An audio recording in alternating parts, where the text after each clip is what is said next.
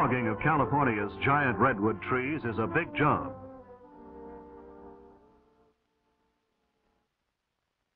Even before the trees are felled, a railroad has to be built to take the trees to the mills to be cut into lumber. Surveyors lay out the lines that are followed by the railroad. The ties and the rails are laid even before the trees are felled. The X means that this tree will itself be used in moving other trees as soon as they are brought down and cut into logs.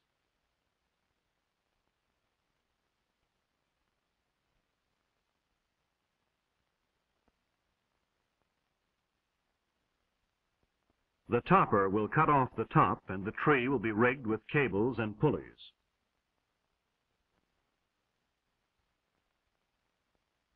For most people, a job like this would seem too dangerous, but then logging is a hard and dangerous work, and these men take pride in their strength and courage.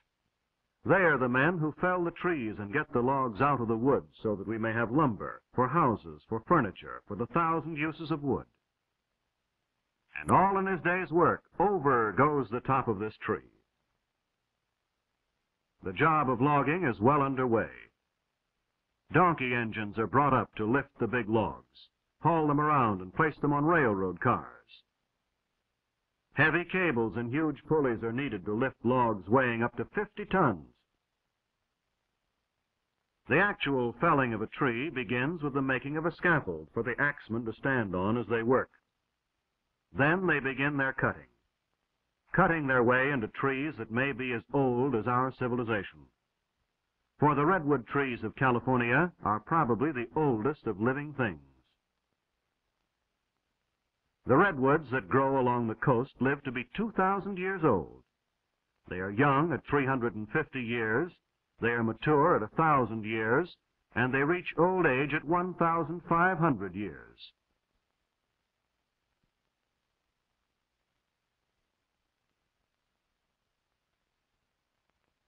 All of the world's history since Christ was born could have occurred during the life of perhaps one of these redwoods.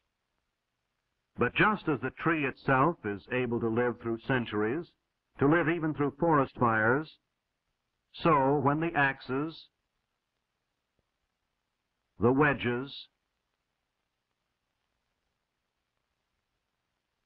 and the saws bring it down, the lumber will last for many, many years. That is why it is very valuable as lumber. Insects and fungi do not hurt it, and it actually resists fire.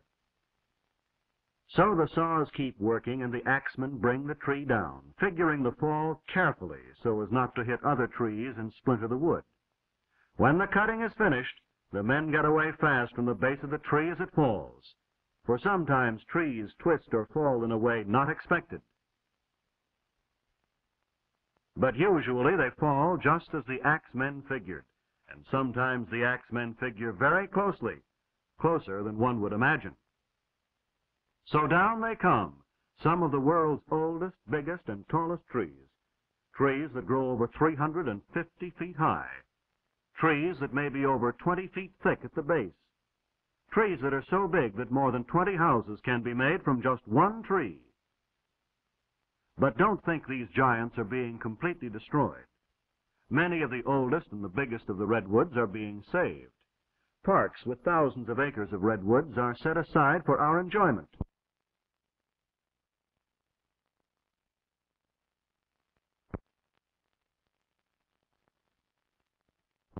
But now the logs are cut to the lengths wanted by the mills and the carpenters and started on their way to becoming boards useful to mankind.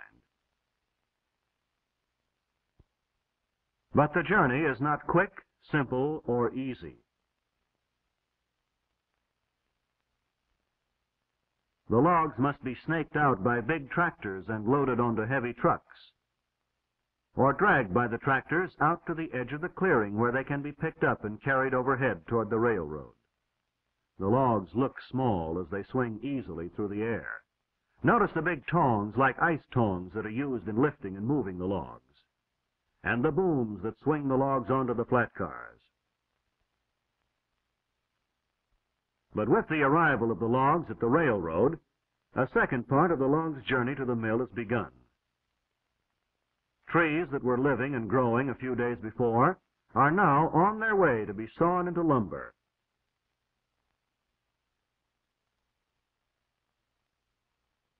These coast redwoods are used for lumber, but there is another species of redwood which is not. It is the redwood of the Sierra Nevada mountains. The scientific name for both is sequoia, the name of a famous Cherokee Indian. The Sierra redwood is even bigger than the coast redwood. It grows to be as much as 40 feet thick at the base, and it lives longer. It may live to be 4,000 years old.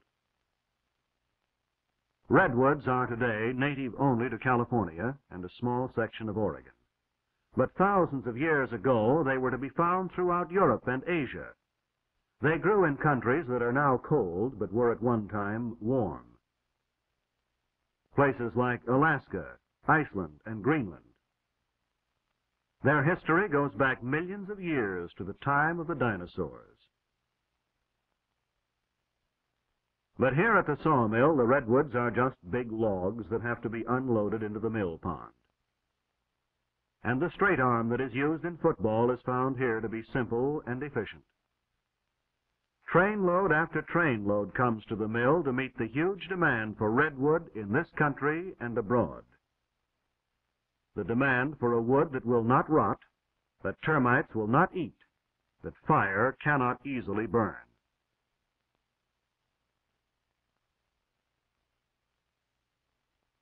Into the mill pond they go, one huge log after another, each one meeting the demand for a wood with its special advantages.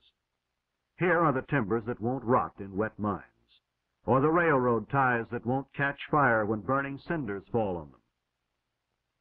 And here is a mill where the logs are brought from the forest and stored in a mill pond where they can be easily moved.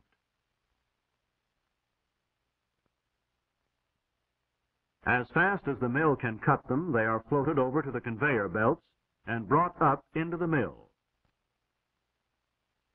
The bark is removed and ground up for use as an insulating material against heat.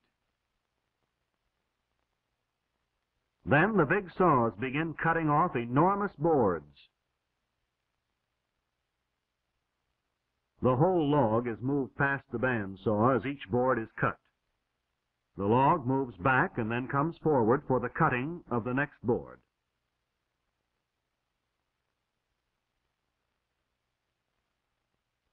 After this, the boards with bad parts in them are cut. The trimmer man in the angel's roost, as it is called, can raise and lower his saws to cut out the bad sections and save the rest. Then the boards are checked and graded for quality. From here on, with the drying and the seasoning, our redwood trees have become lumber. Instead of enormous trees miles away in the forest, we have timbers and boards being sorted and piled, stacked as high as a small tree by this hilky piler. And when the wood becomes seasoned, it will be shipped all over the world, taken from mills like this and transported to wherever redwood is needed.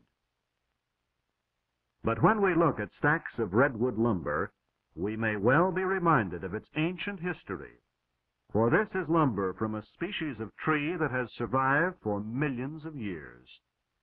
Trees that can withstand the insects and diseases that kill off other species. Trees that can withstand fire. Trees that tower over 350 feet. Trees that live to be 2,000 and 4,000 years old. The tallest, biggest, oldest trees in the world. And so the lumber from such trees gives us a wood that has the same enduring qualities. Also the wood that has a beauty which we enjoy in our homes for its richness and warmth of color. For just as the Russians discovered at the time when their old empire extended into California, and they built this stockade and blockhouse at Fort Ross, redwood has not only beauty and endurance, but a strength born out of the ages. The world's biggest and oldest of living things, the coast and Nevada redwoods, continue to live in our use of them just as they continue to live and grow in our forests today.